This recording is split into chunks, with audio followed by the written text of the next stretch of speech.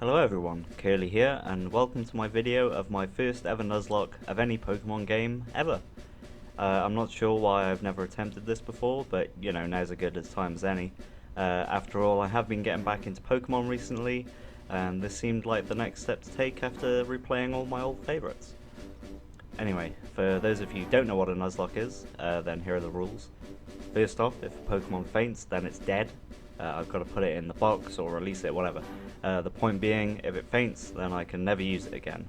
I'll put a death counter on the top right here that will be ticking up a lot during this run.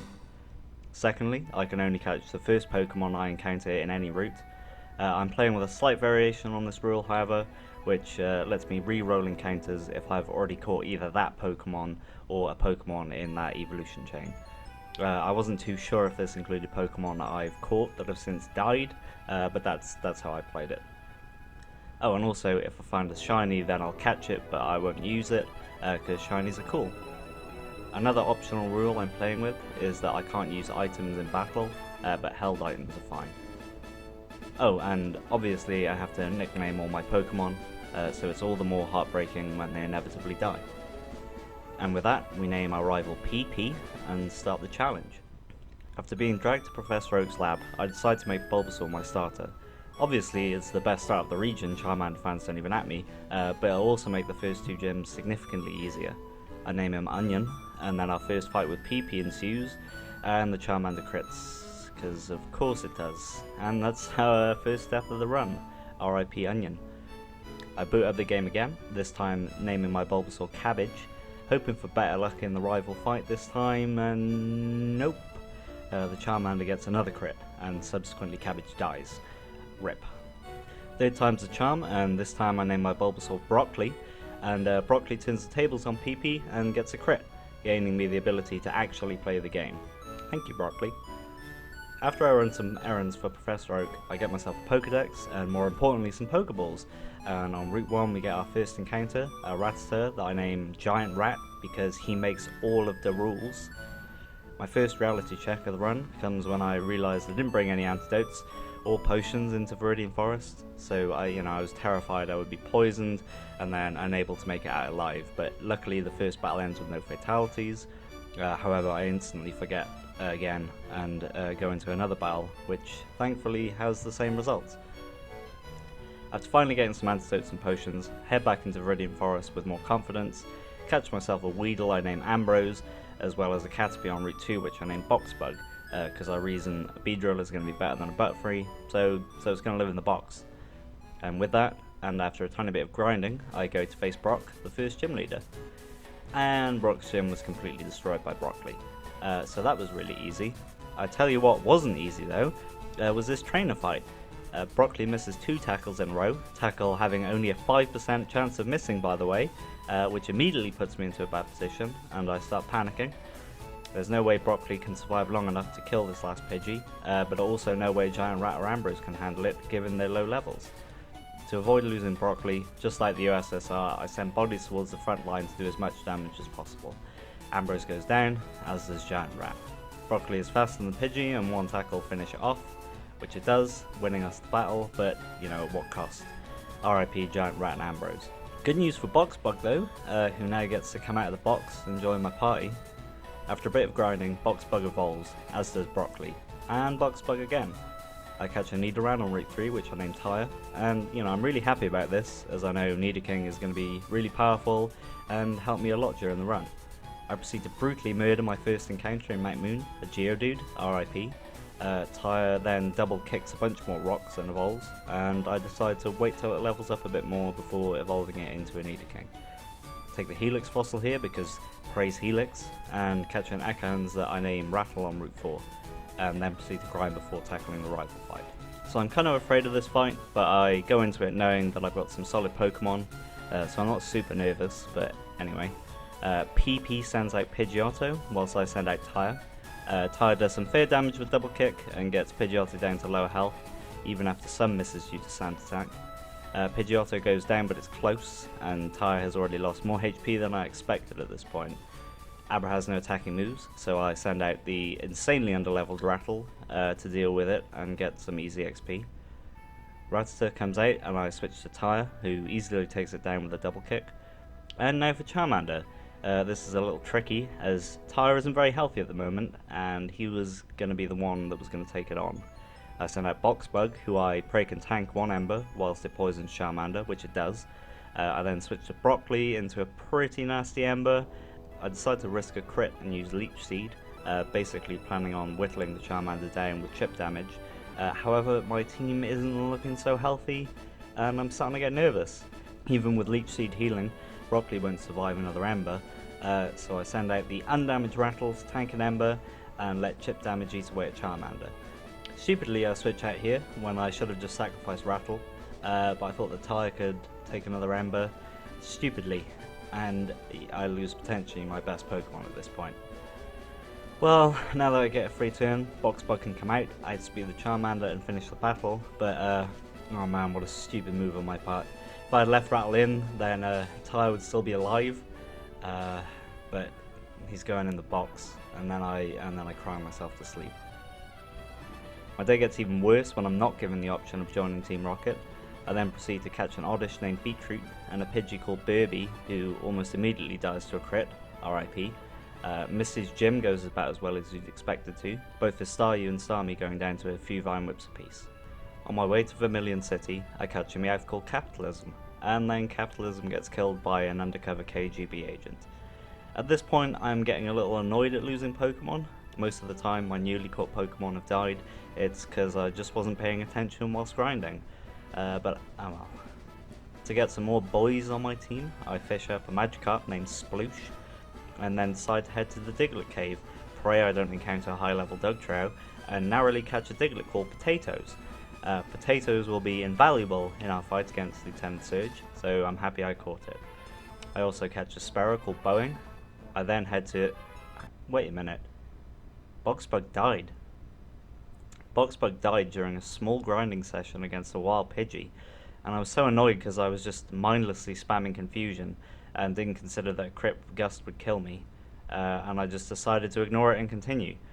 This all happened before I caught the last 3 encounters, but none of the battles in this space of about 20 minutes was consequential or close, so having Boxbug when I really shouldn't didn't really matter, but the guilt ate away at me, and Boxbug was finally put to rest in the box forever. Anyways, coming up there are 2 fairly hard battles. First another battle with PP, and then the gym. So I painstakingly grind and try to level up all my Pokemon to avoid what happened when I fought PP last. Potatoes proves her worth a whole bunch of times, coming absolutely clutch in a few battles, whilst on the other hand, switch training Sploosh was a massive pain in the ass. However, once this useless little fish reaches level 20, it's going to become a beast, so it's worth it. Feeling quietly confident with my new team, I train some more. Fuck, god damn it. This is Tyre all over again, except with Potatoes. My dearest Potatoes. She didn't even get the dignity of dying to a decent rival. I was just stupid. And now my team's lack of Potatoes resembles Ireland between the years 1845 and 1852. RIP. Before the rival fight, Boeing evolves into Pharaoh, a Pokemon that I actually really like, and then the switch training finally pays off, and Sploosh evolves into Gyarados. Now that this has happened, we can finally battle PP on the SS Anne. I send Boeing out to face off against the Pidgeotto, who gets hit pretty hard by a round of Fury attacks, before taking a chunk off of Boeing's health following a missed Fury attack. Boeing pulls off a crit afterwards, however, and the inferior early game flying type goes down. Raticate comes out next, and I am a little afraid of Hyperfang, if it even has it, so I just put it to sleep, Leech Seed it, and then Razor Leaf it to death. A combo that will be used extensively throughout this playthrough. The freshly evolved Sploosh comes out to counter the Kadabra with Bite, finishing it off with Water Pulse due to disable. Finally, Charmeleon is sent out, who gets obliterated by a critical hit Water Pulse.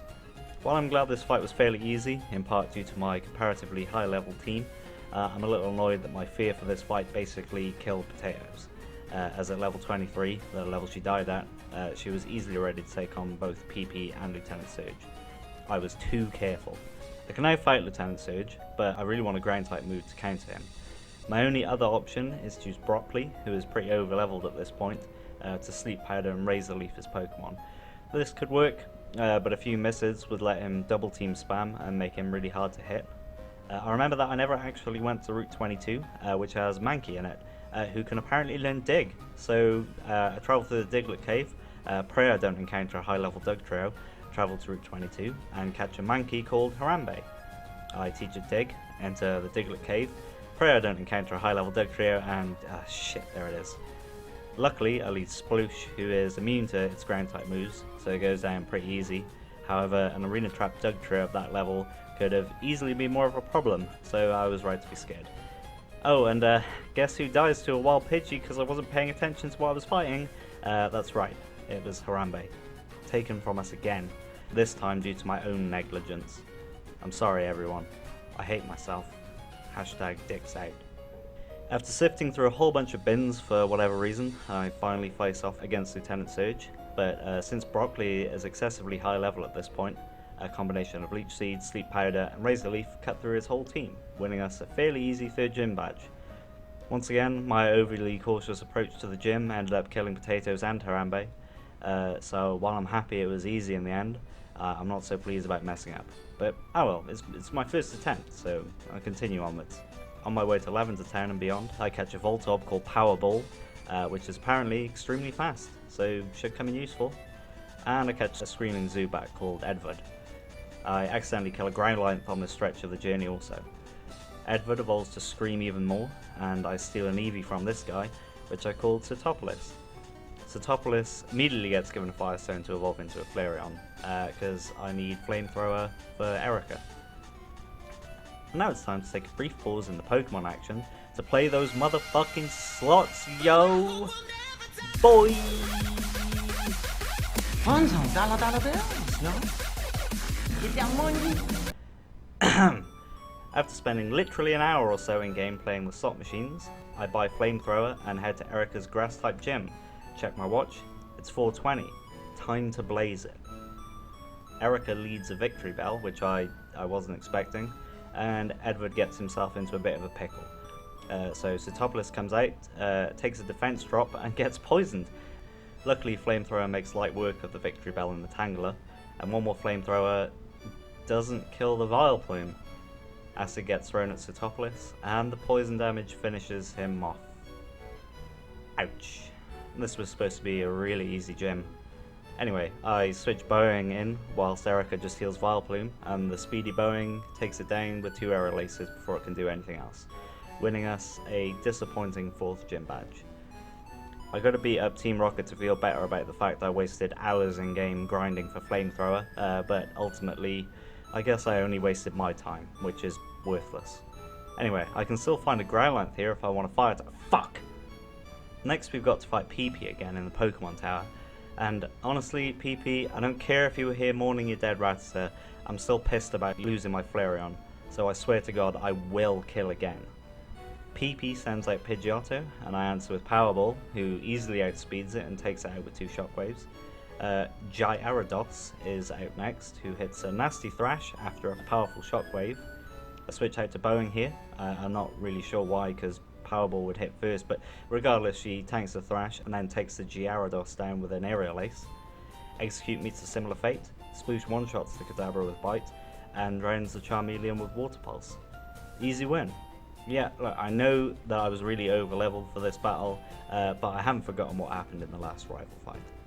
In the Pokemon Tower I catch a Sog, then Powerball evolves, and I catch a Horsey called Not a Dragon, then Broccoli evolves into his final form, and I also catch a Dodrio called Four Eyes. Then Sog instantly dies, for the second time, I guess. Anyway, here's my RIP box in the PC, by the way. The dead are really starting to pile high. Anyway, at this point the game becomes fairly open until I get Surf from the 6th gym. A few bits happen in between these points, but it's mostly a lot of grinding. I get a Hitmonlee called Punt from the dojo, who dies fairly soon after, and I catch a Venonat called Mothball, who replaces Edward on the team. Sorry Edward. I also do some research, because I really want to Sayu for my team for Surf and Psychic purposes, so I fly out to Pallet Town, where apparently you can catch them in Leaf Green. Shit. Mothball evolves in this time, and I spend a fuckload of time constantly killing these two Q-Balls Pokemon, as I think these two give the most XP of any two trainers at this point in the game. But I could be wrong. Before the two gyms, however, we've got to fight PP again, who is suspiciously hiding in the Team Rocket HQ. How come he got to join and I didn't go on the bridge? Fuck you. Anyway, this time it's Pidgeot versus Powerball again. The Pidgeot hits a weak quick attack before getting destroyed by two shockwaves. Great job, Powerball. PP sends out a water type to face my electric type, and it gets instantly destroyed. Send Bowing out to Drill Peck via Execute, and then Sploosh to bite his now slightly scary Alakazam. Alakazam sets up a Calm Mind, whilst Bite doesn't do nearly as much damage as I want. Alakazam goes for Future Sight, whilst the Dragon Rage puts it into the red, and thankfully the AI is dumb and just uses Future Sight again, which fails, allowing me to kill the Alakazam. PP's fully evolved Charizard is out next, however Sploosh delivers a critical hit Hydro Pump directly to its face, and it dies. After ridding Kanto of all crime and gaining a C-Bus, it's time to face the two gym leaders. Sabrina is up first, and I lead Broccoli into Kadabra and do the old Sleep Powder Leech Seed combo. Kadabra wakes up, however, and sets up a Calm Mind, but I just put it back to sleep and Razor Leaf it. And it wakes up again after one turn, setting off a Calm Mind boosted Future Sight. Yikes. Anyway, another Razor Leaf takes it down, and I send in Powerball to deal with Mr. Mime. Set up a charge while Mr. Mime just uses a barrier, and after taking a fairly powerful Future Sight, Powerball Shockwaves takes the Mr. Mime out in 2 hits. Bowing easily takes the Venomoth out in 1 shot, and I send Sploosh out for the Alakazam. This is a scary boy, and immediately sets up a Calm Mind as I do a small amount of damage with Bite.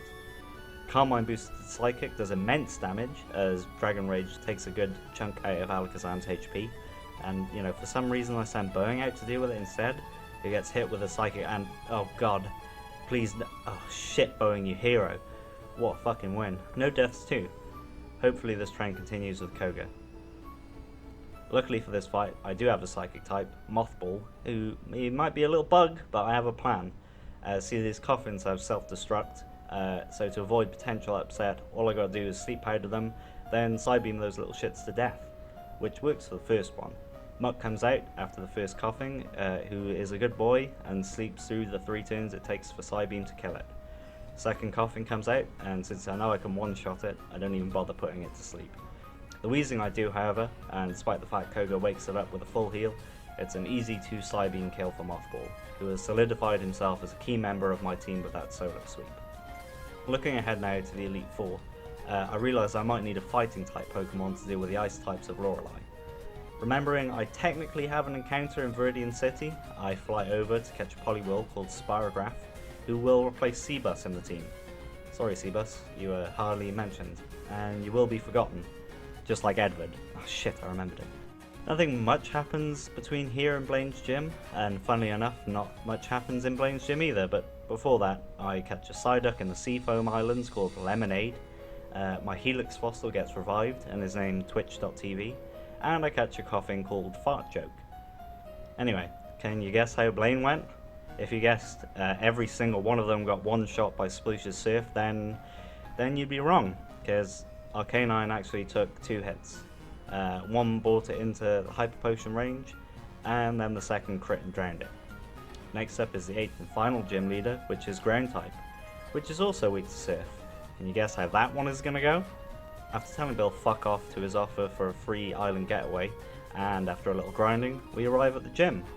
And what a surprise, it's the Team Rocket boss, etc, etc. Anyway, he sends out a Rhyhorn and I send out...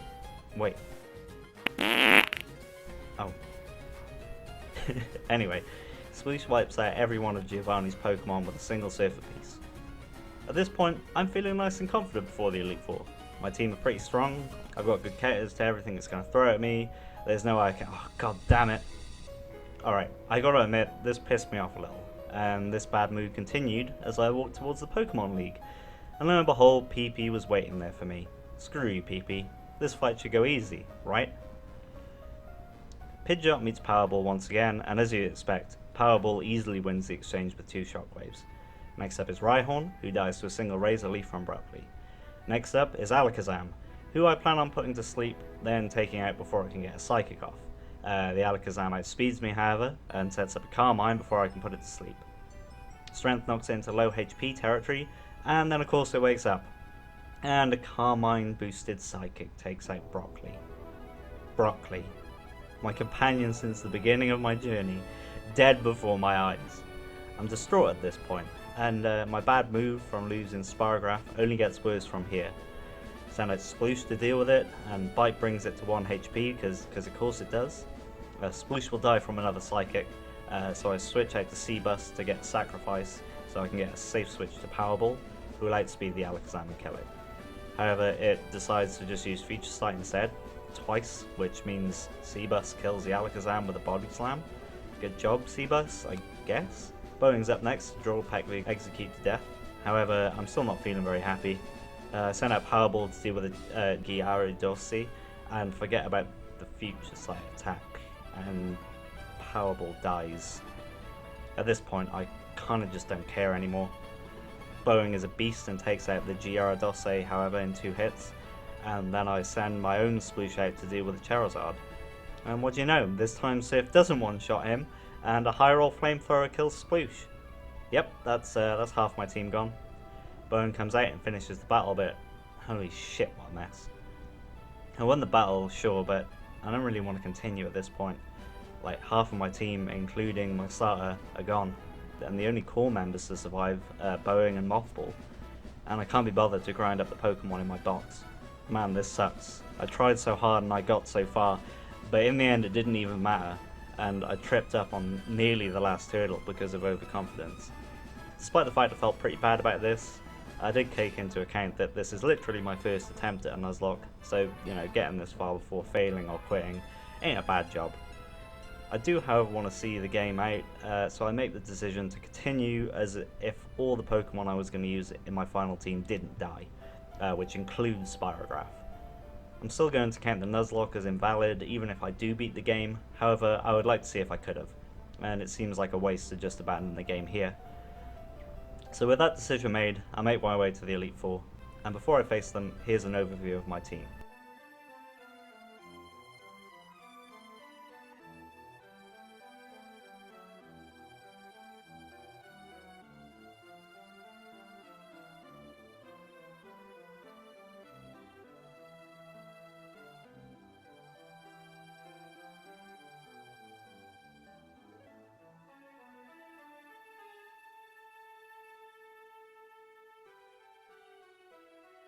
Up first is Lorelei with her ice types. Spirograph was built for this fight, however, and opens it by putting her Dewgong to sleep and then using Belly Drum. After that, Brick Break one-shots it. Slowbro has Psychic as a secondary type, which I kind of forgot, so it survives one not very effective Brick Break, however another one easily finishes it off. The Cloyster dies to Brick Break after stalling with Protect, then comes out Jinx. Once again, the secondary Psychic type means Brick Break won't one-shot, so I just use Body Slam, which one-shots it. Then Brick Break does the same to the Lapras. That's one member down with absolutely no problems. Next is Bruno and his fighting types. Sploosh easily takes care of the first Onix with Surf, and 2 shots to hit Machamp without much trouble. The Machamp is a little scary, so I send out Mothball to do a huge chunk of damage with Psychic. Second Psychic leaves it on 1 HP, you know, fuck. So I just Sleep Powder it, which misses, and then the Machamp delivers a nasty Rock Tomb in response. Not wanting to lose Mothball, I send out Broccoli, who connects with Sleep Powder, and Leech Seed, Razor Leaves it to death, albeit slowly. Thank God the Machamp stayed asleep for so long. Hitmonlee gets 2-shotted by Mothball, who just barely survives a Mega Kick, and then Bruno's last Onix gets drowned by Surf. That's 2 down. Alright Agatha, you're up. Mothball has more to prove, and easily takes out the first Gengar with 2 Psychics. Powerball comes out to deal with the Golbat, who does 2 Shockwaves. Arbok's up next, and her and Sploosh trade Intimidates. However, this matters very little, and Earthquake takes Arbok out easily. Mothball comes out to take on the second beefier Gengar, however it does minuscule damage with Shadow Ball, misses a Hypnosis, and then dies to 2 Psychics. You go Mothball. After killing 2 Gengars, the Haunter is easily dispatched with another Psychic, and Agatha is beaten. Just Lance left now, and I lead Powerball into Gyarados. Shockwaves leaves Gyarados with 1 HP, because of course it does. However, I use the heal turn to use charge, which boosts Shockwave enough to one-shot it. I keep Powerball in for the Dragonair, however a charge boosted Shockwave doesn't do nearly enough damage. In truth, I was dumb and I didn't realise Electric would be not very effective. Anyway, Dragonair confuses itself and dies because of it and Toxic, because I forgot to restore Psychic's PP. Lance's scary Dragonite comes out, which I have no real answer to. Decide one. I've got to sacrifice Mothball so I can use Toxic on it and whittle it down that way. I connect with Toxic as planned, and then Mothball goes down to a wing attack. RIP Mothball, you were a surprisingly powerful addition to my team, and your valuable contribution to my team won't be forgotten, nor will your noble sacrifice be in vain. Bowen comes out and chips off some damage with Aerial Ace, while Dragonite just uses Safeguard. Then, all I have to do is fly whilst Toxic does its work, wait a turn, take it down to the red, tank a Hyper Beam, then watch as it finally succumbs to poison damage. After that, Sploosh Surf spams Sploosh Surf spams, try saying that quickly, the Aerodactyl to death. I keep him in for the second Dragonair and whittle its HP down with Earthquake. He gets paralysed, then hit with a Hyper Beam, and barely hangs on to finish the Dragonair off, and with that, Lance is beat. Just one more battle left now. PP, our rival since the beginning, who has killed off so many of my team members and is now the champion. And now I have the chance to beat him once and for all. Once more, Powerball and Pidgeot face off against each other. Pidgeot is a mighty foe, however its Aerial Ace barely scratches Powerball, as a charge boosted Shockwave zaps the bird out of the sky, never to fly again. PP sends out Rhydon, and I answer with Broccoli, my faithful companion. Razor Leaf misses as the Rhydon uses Scary Face, and then the Earthquake nerve-wrackingly brings Broccoli to half HP. This matters very little, however, as Razor Leaf takes out the Rocky Rhinoceros in one hit. Alakazam's out next, the destroyer of my team. Unfortunately, because Mothball is dead and Broccoli is lacking in HP, Spirograph is the only one who can put it to sleep to avoid a repeat of last time. A powerful Psychic rips through Spyrograph's HP, however Hypnosis does its job. I don't need Spirograph after this point in the fight, so I just decide to risk Body Slams until either Alakazam faints or it wakes up and kills Spirograph. Luckily, this time it stays asleep and a second Body Slam kills it, avenging my previous fallen team. Charizard versus Sploosh once more, and whilst the dragon survives one surf, there's nothing it can do to avoid the second that defeats it. PP's eggs have now sprouted into a tree, which means it now takes 2 hits to die as opposed to only 1. Finally, PP sends in his own Gyarados, however we all know how this is going to go. Powerball charges up once again and turns the Gyarados into dust. And that's it. PP is beat, and I'm the champion. Well, what a game. I mean, it's a bit of a bittersweet victory. I'm really glad the Elite Four went well. However, I'm annoyed because that means that a legitimate victory was easily possible if I hadn't gotten too cocky and lost most of my team before the Elite Four. Regardless of that, I had an amazing time playing, and I can easily see myself doing another Nuzlocke in the future. I hope you enjoyed this video. Well, I certainly enjoyed making it. But before this video ends, let's take a moment to remember all the Pokemon that died during this video.